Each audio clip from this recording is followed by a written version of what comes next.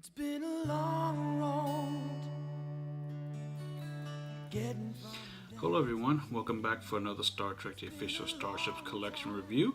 I have issue number 94, the Suliban Cell ship seen on Star Trek Enterprise. I have a magazine and a ship, but before I get to this, I'll look at the magazine with you. As you can see, it's got the Cell ship right there on the cover. Nice image, as almost all of the magazines have. With some basic information seen down at the bottom. It only holds a crew of 1 or 2, launched in the 22nd century, 3.25 meters, and a particle cannon for its primary source of weaponry. Turn the page, the magazine follows the usual format, of course, and shows you how to mount the model to the stand, and Eagle Moss information, as well as more specifications. So again, of course, it's operated by the Suliban Cabal. It's considered a fighter in operation in the 22nd century. As I said, it's 3.25 meters long, with a crew of 1 to 2, and this thing can go at least warp 5, and again, a particle cannon for weaponry. Turn the page, and yet another image of the ship there, which I think is the same one seen here, and some text talking about that ship and the episode that I'm sure it's appeared in, and more screenshots, more text, and the mysterious figure we never saw, and the centerfold page showing you where the components are, and some trivia in the columns there to the right and left. And here's a section on the design process of the ship, which is always kind of cool to read. Very nice orange reddish colorization there. And more on the design process, some conceptual artwork there. And more conceptual artwork. And more conceptual artwork. And last but not least, we have our on-screen appearance page. The first time we saw this ship in the Star Trek universe was in the episode Broken Bow on Enterprise, the very first episode, the pilot of Enterprise, and it was seen many times throughout the course of the show. And I think another appearance was on the episode The Communicator, and these things are really small and travel in large packs. So yeah. And of course, on the back, you have the different view of the ship there. So that rounds up the magazine. Not too bad. And let me get to the model. And here it is. You'll notice that the box it comes in bears a striking resemblance to the box that the Borg sphere came in many moons ago. It's a small box, like the Borg sphere and the Borg cube, the Borg tactical cube, and of course, it features all the usual Star Trek logos, and of course on the back. I really hate these small boxes for the simple fact that they're difficult to store. Most of them are all standard and the same, kind of like this. But every once in a while, we'll get a ship in the collection that comes in a small box or a larger box. And when you're trying to store these things, because they come in handy when you move, it can create a small headache, but not a major one. Anyway, so yeah, let's get the ship out. And then I'll get the stand out, of course, and the thing, and let's get it out. And the first impression is, it's okay. Got a little weight to it considering its size. There's a lot of detailing there, a lot of panel work, a lot of Aztecing.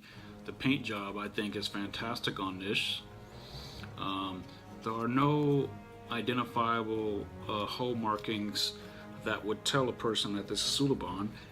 There's nothing that says Suliban, or there's nothing that says a specific name of a ship, or anything that some Empire logo or something. It's just some orange, reddish looking circular thing. And oddly enough, it's hard to tell which side is up.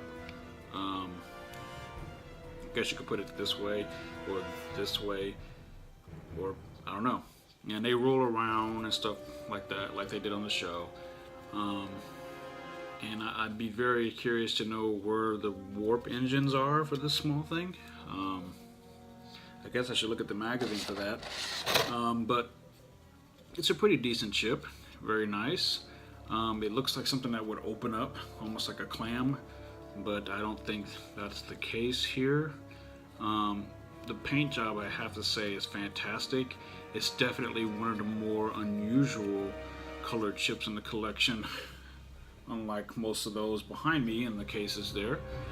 But yeah, I'm kind of glad we have it. This marks the first tangible physical appearance in model form of any ship from the Suliban race, and probably the only one, unfortunately. So that's definitely an accomplishment, and I still can't believe that at this point we're damn near, at least here in the United States, we're at least 97, 95, 96 issues, 94 plus issues into this collection, which I never thought I would get this far. I never thought it would even last this far. So anyway, yeah, that's the Suliban ship. Very nice. It's got some metal in it and plastic, but it's a very nice ship. I bet you if I took this to work and put it on the desk, no one would know what it is, and I can use it as a paperweight. So yeah, and of course it comes with a stand and a base, if I can get it out of here.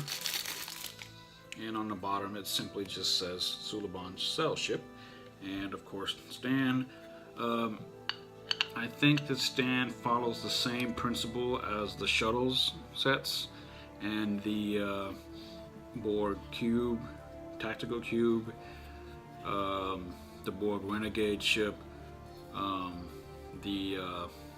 what is the other one? The Crenum Temporal Weapon ship, etc., where it doesn't really hold on to a specific part of the ship. There's not much to really clamp onto, and I think it just kind of goes on the square portion of one of the side, one at the top or bottom, and it just sits there like that. If you live in earthquake territory, this thing would fall over just like that. So yeah, it looks very nice. Thank you, Eagle Moss, for including it in the collection.